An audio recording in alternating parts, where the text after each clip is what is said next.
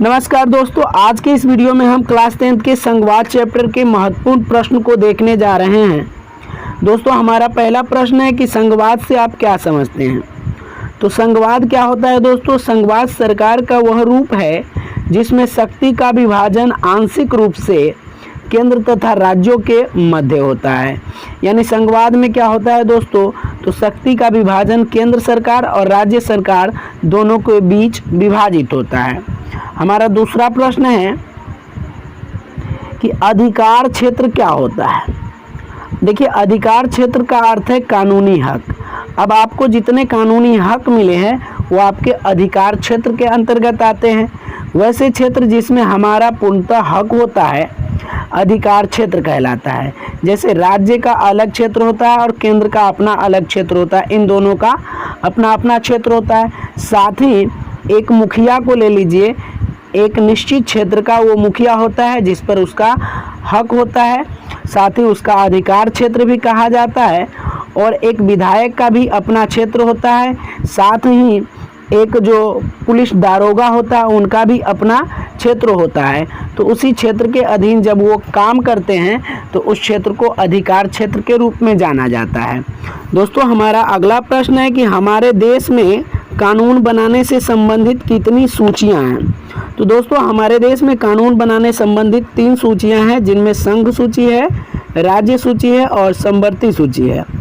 संघ सूची के अंतर्गत प्रतिरक्षा, विदेशी, बैंकिंग, संचार और मुद्रा को रखा गया है। वहीं राज्य सूची के अंतर्गत पुलिस, व्यापार, कृषि और सिंचाई को रखा गया है। और समवर्ती सूची के अंतर्गत विवाह, गोद लेना, शिक्षा और वन को रखा गया है। चौथा प्रश्न है विकेंद्रीकरण का क्या अर्थ है। तो जब केंद्र और राज्य सरकार से शक्तियां लेकर स्थानीय सरकार को दी जाती है तो इसे विकेंद्रीकरण कहते हैं।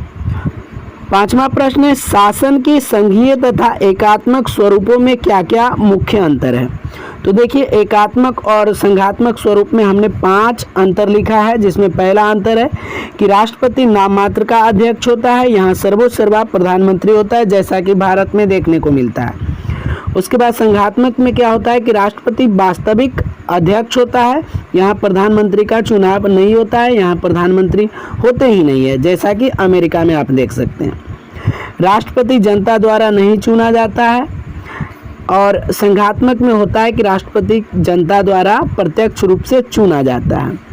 तीसरा है कि कार्यपालिका संसद का ही भाग होता है और संघात्मक स्वरूप में कार्यपालिका संसद का भाग नहीं होता है। उसके बाद एकात्मक स्वरूप में संसद का सरकार पर पूर्ण नियंत्रण होता है। ये जब चाहे तब प्रधानमंत्री को ख़त्म कर सकता है, यानी उनको हटा सकता है पद से।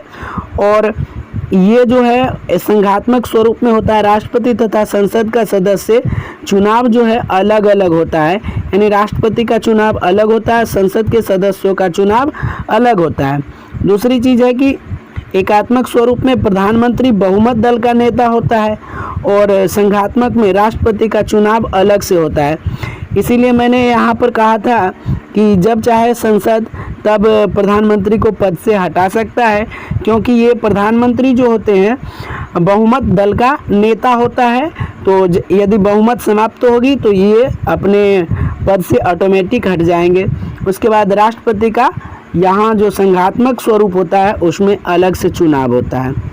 हमारा छठा प्रश्न है संघवाद में किस आधार पर केंद्र और राज्य सरकार के बीच शक्तियों का बंटवारा होता है।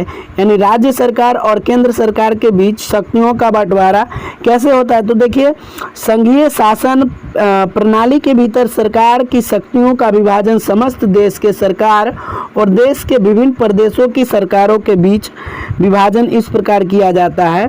प्रत्येक सरकार को अपने क्षेत्र में कानूनी तौर पर एक दूसरे से स्वतंत्र होती है। देश की सरकार का अपना अधिकार क्षेत्र होता है और यह देश के अन्य अंगों की सरकारों के किसी प्रकार के नियंत्रण के बिना अपने अधिकारों का उपयोग कर सकती है या करती है। एवं इन अंगों की सरकारें भी स्वयं अपने स्थान पर अपनी शक्तियों का उपयोग केंद्रीय सरकार के किसी नियंत्रण के बिना करती है। यानी राज्य सरकार भी केंद्र सरकार के नियंत्रण के बिना अपने अधिकारों का प्रयोग कर सकती है। उसके बाद केंद्र और राज्य सरकारों की विधायिका अपनी अपनी सीमित शक्तियों का प्रयोग करती है, यानी केंद्र की जितनी शक्तियाँ सीमित होती है और राज्य सरकार की जितनी शक्तियाँ सीमित होती है उनके अनुसार वे अपने अपने क्षेत्र में कार्य करते हैं। दोस्तों 7वां प्रश्न है कि संघीय सरकार की महत्वपूर्ण विशेषताएं बताएं। तो संघीय सरकार की महत्वपूर्ण विशेषताएं क्या होती है? संघीय सरकार जो है 2 या 3 स्तरों पर कार्य करती है। उसके बाद विभिन्न स्तरों की सरकारें होती है, यानी 2 या 3 स्तर की सरकार तो होती हैं। एक ही नागरिक समूहों पर शासन करते हैं परंतु उनके अधिकार क्षेत्र अलग अलग होते हैं। जैसे कि केंद्र का अधिकार क्षेत्र अलग है और राज्य सरकार का अधिकार क्षेत्र अलग है, और ये दोनों एक ही जनता पर शासन करती है, अधिकार करती है। संविधान से इन विभिन्न स्तरों की सरकारों के अधिकार क्षेत्र का विवरण दिया होता है, यानी संविधान में जो है ना इनका अपना अपना अधिकार क्षेत्र बताया गया है ताकि किसी आपसी संघर्ष की कोई संभावना न हो सके। और यहाँ स्पष्ट किया गया है संविधान में कि केंद्र का अधिकार क्षेत्र क्या होगा और राज्य का अधिकार क्षेत्र क्या होगा, और यदि इन दोनों का अधिकार क्षेत्र सुनिश्चित नहीं होता तो इनके बीच संघर्ष होता।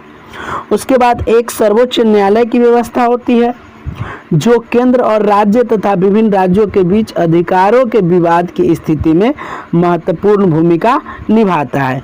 यानी सर्वोच्च न्यायालय जो होती है केंद्र और राज्य के बीच यदि कोई मैटर है तो उनके बीच हस्तक्षेप करके और उनके मैटर को सुलझाने का प्रयास करती है।